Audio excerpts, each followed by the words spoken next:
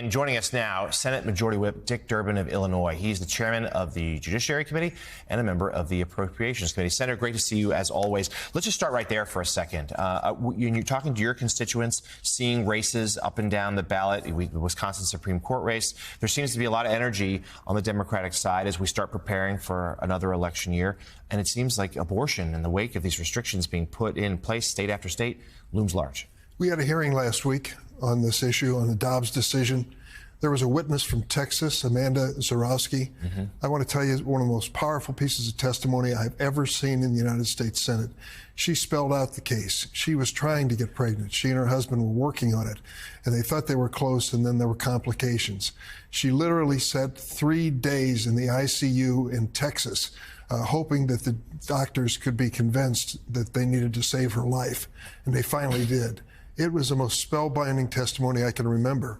Those testimonies are appearing all over the United States. We have, going into this election cycle, an advantage on that issue.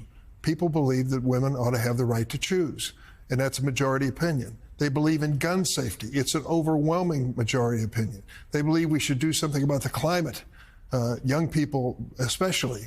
And they also believe that when it comes right down to it, that the bottom line is we need to have a nation that is not in election denial. That's just unacceptable. And here we have the poster child for that, Donald Trump saying, I want to be president again.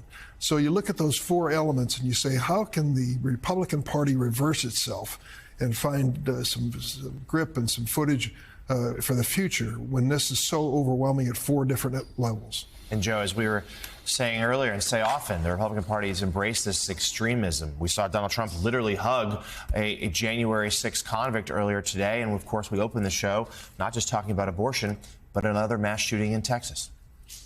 Another mass shooting in Texas. And Senator, I want to ask you about you're in a diverse state. I know it's a blue state, usually in presidential elections, but there are a lot of red parts of Illinois. So I know you go around the state and you hear from different people. Can you explain to Americans on both sides of the aisle? Of course, when you're talking about American democracy, we all, people who love America and love American democracy, love Western democracy, we have to win that. But it may not be total victory on guns, but we have to be reasonable and rational. We have to pass legislation, whether it's what 90% of Americans support universal background checks, 75% of Americans support red flag laws. Same thing with abortion. You have one side that says all or nothing. The other side says all or nothing.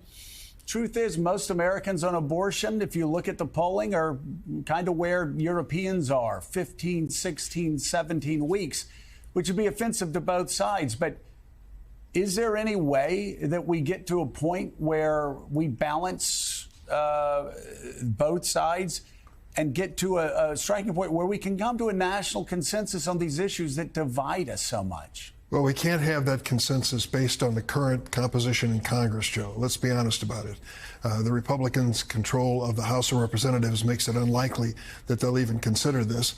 The necessity for 60 votes in the Senate make it difficult, where we have a 51-49 edge when everyone's present. But the reality is, across America, we're taking a closer look than ever. When states say you can only make the decision to go forward with an abortion in the first 6 weeks, that doesn't reflect the reality of a human condition. Many women just wouldn't even know at 6 weeks whether they were pregnant. And then come the horror stories, the 10-year-olds, the 11-year-olds who've been raped and who are trying to find some relief, some way to go forward with their lives and are stopped by these state laws. The Dobbs decision is an extreme decision. It does not make it simple and make it a state decision. It reminds us that the vagaries of the human condition can't be predicted by legislatures day in, day out. That's why the testimony last week was so important. And when it comes to guns, Joe, let me tell you, Highland Park, Illinois is still fresh in our minds from the last 4th of July parade, when a man got on the roof of a building with an AR-15 and multiple ammunition cartridge and fired off 83 rounds in 60 seconds, killing 7 people and injuring dozens of others. That just is unacceptable. And to think that that sort of thing is going forward and the Republicans find some way to justify it. You know, there are, of course, on all issues, ebbs and flows. When you and I worked together in the House, there was a move towards a more sort of pro-gun position among the electorate, and you could almost feel that tide coming in.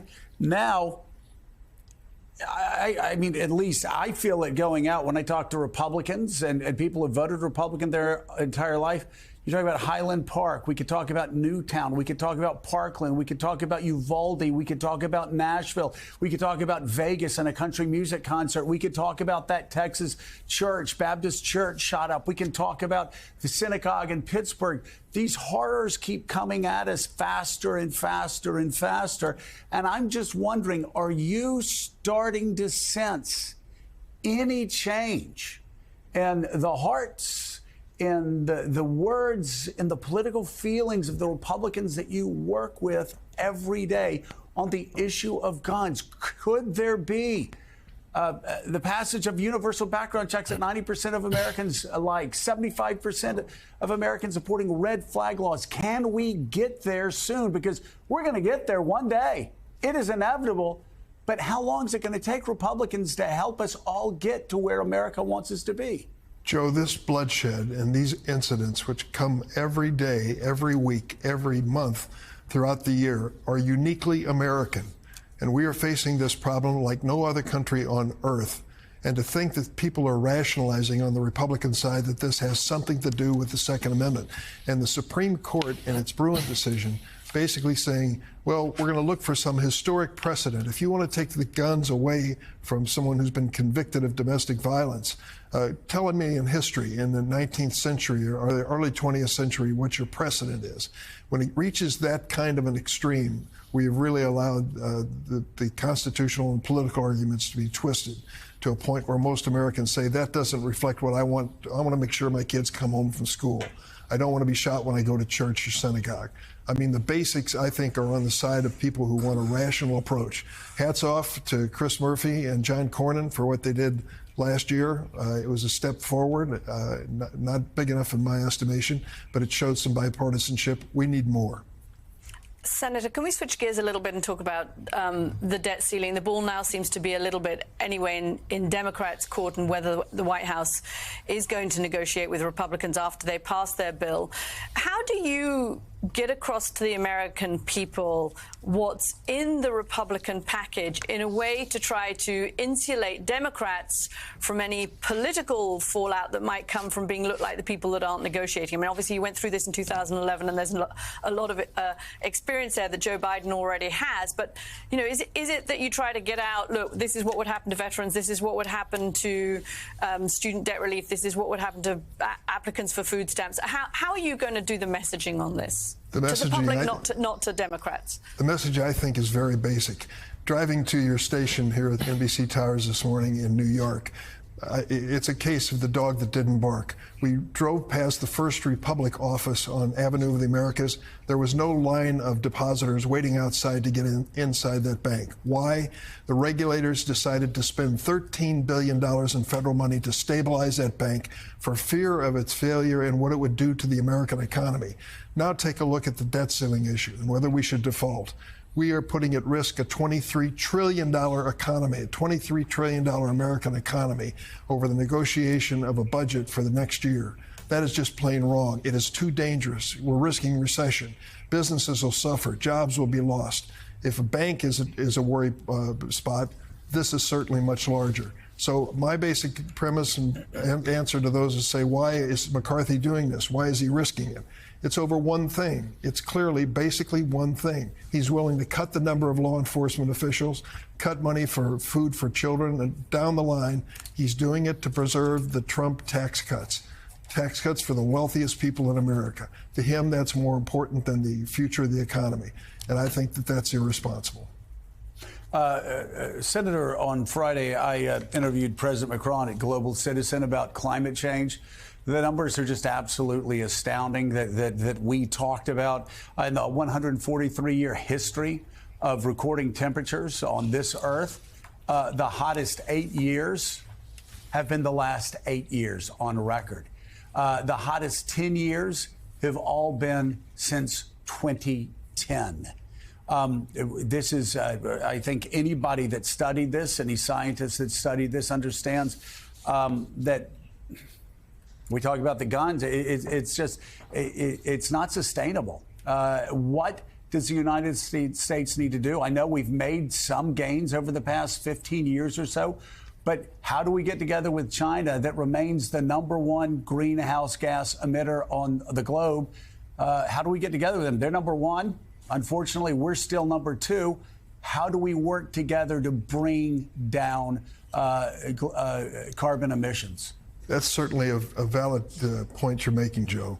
I just spent the weekend with my grandkids up here in New York, and I thought about climate change when I saw this hellacious rainstorm that they went through in the last few days. We're seeing extreme weather all over the United States, in the Midwest and East, you name it. It used to be the tornado warnings were sounded off in the summer months. Now they're 12 months of the year. Extreme weather is a reality, and it reflects what's going on with climate change. The question is whether we have the will, the political will, bipartisan will to move forward. And it's one of the key elements for young voters who are going to become, I think, an increasingly important part of the electorate. They want to know if you're serious about climate change. The Republicans don't have a very strong answer at this point. Democrats do, but we need to show more results. And to get those results, we're going to need, as you suggest, international agreements, leadership from the White House, and a congressional effort that shows we're serious about the change that's taking place. The Inflation Reduction Act, which we passed last year, created incentives for people to put solar panels on their homes. My wife and I did that in Springfield, Illinois. We have solar panels on our home now. I think that's a step in the right direction. It's just a small step, but if everyone gets on board, it can make a difference.